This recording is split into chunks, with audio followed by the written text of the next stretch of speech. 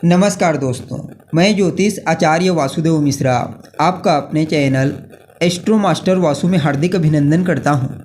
दोस्तों, आज का यह ज्योतिष का कार्यक्रम आप सभी वृषभ राशि वालों के लिए देवगुरु बृहस्पति के उदित गोचर प्रभाव को लेकर बड़ा ही खास कार्यक्रम साबित होगा।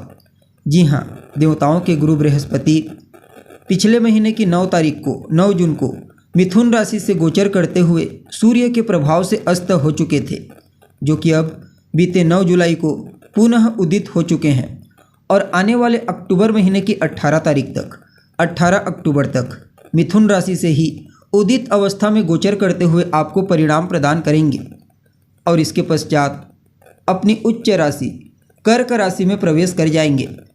तो ऐसे में देवगुरु बृहस्पति का मिथुन राशि से उदित होना आप सभी वृषभ राशि वालों के लिए क्या परिणाम लेकर आया है।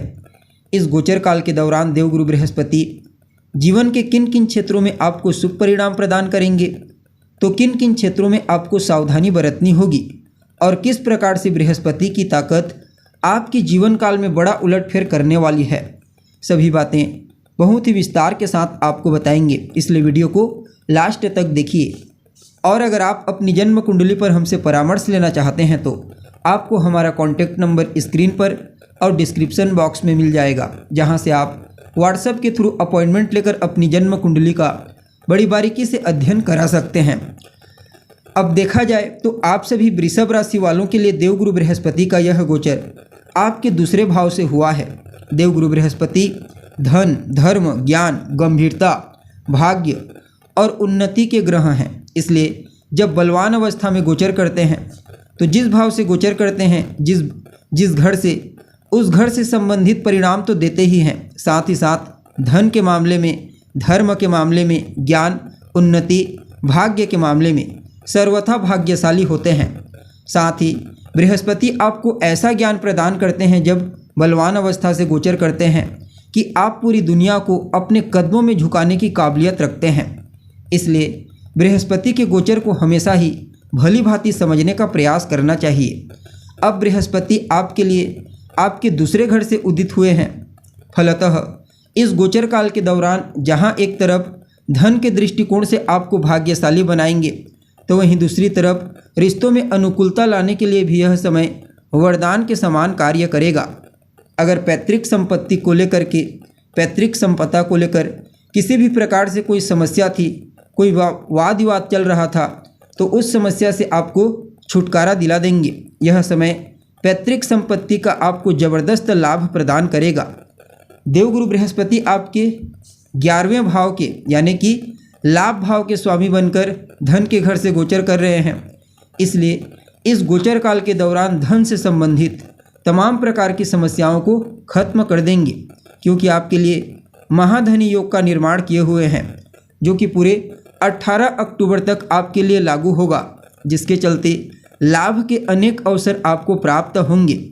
आपके रुके हुए पैसे आपको प्राप्त होंगे, चाहे फिर आपका पैसा कहीं पर भी क्यों न रुका हो, वहां से एकाएक आपका पैसा आपको मिलना प्रारंभ हो जाएगा।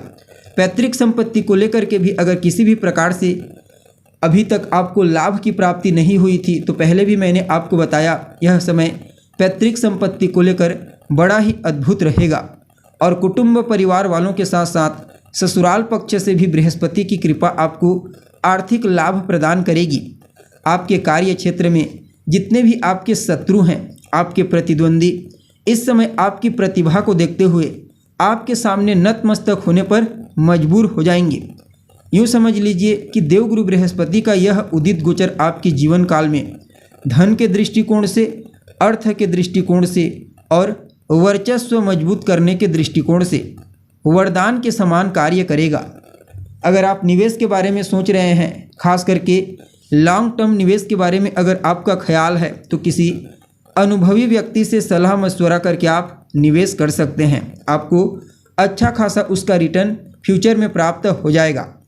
और अगर अभी तक आपको ऐसा लग रहा था कि आपके जीवन में पैसा तो आ रहा है, लेकिन वह पैसा टिक नहीं रहा है, उस पैसे का आप सही तरीके से इस्तेमाल नहीं कर पा रहे हैं, अपने कुटुंबजनों के लिए, अपने परिवार के लिए कुछ अच्छा करने का विचार आपके मन में लंबे समय से है, लेकिन अभी तक आप कर नहीं पाए हैं, तो समझ लीजिए यह समय वही दौर आपके लिए होगा जहां पर आप अपने मन मुताबिक कार्यों को अंजाम दे पाने में कामयाब होंगे।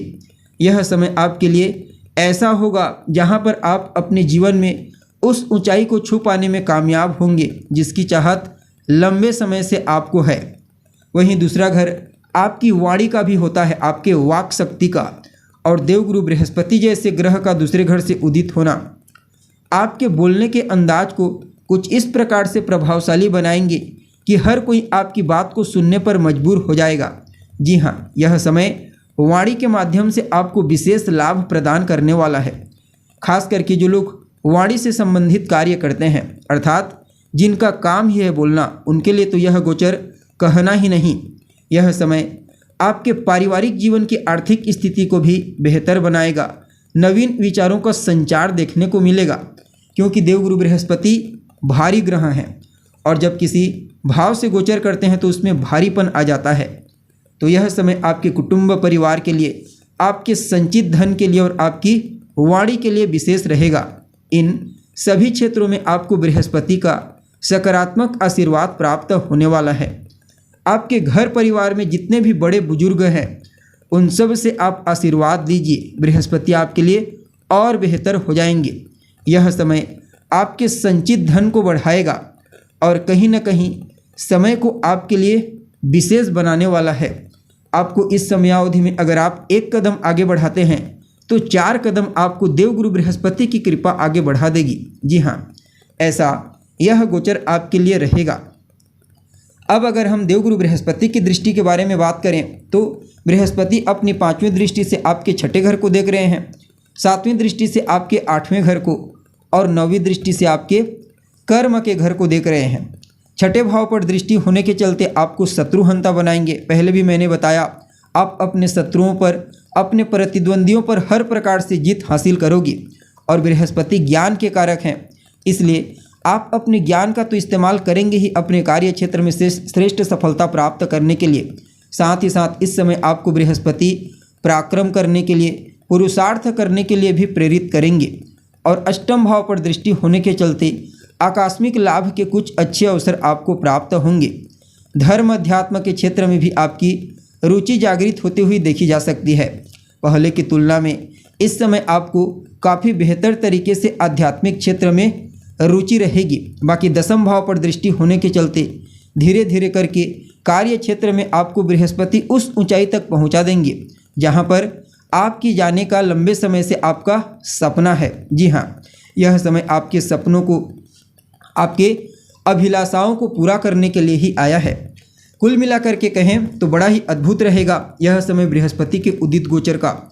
उपाय के रूप में क्या करना चाहिए आपको, तो गाय को हरा चारा खिलाइए और नियमित रूप से मंदिर जाइए, देवालय जाइए और ईश्वर का दर्शन करें। आपके लिए यह गोचर और बेहतर हो जाएगा। जी हाँ, तो दोस्तों उम्मीद करते हैं आपको जानकारी अच्छी लगी होगी। अभी के लिए बस इतना ही। पुनः मुलाकात होगी एक नए एपिसोड में। तब तक के लिए नमस्कार।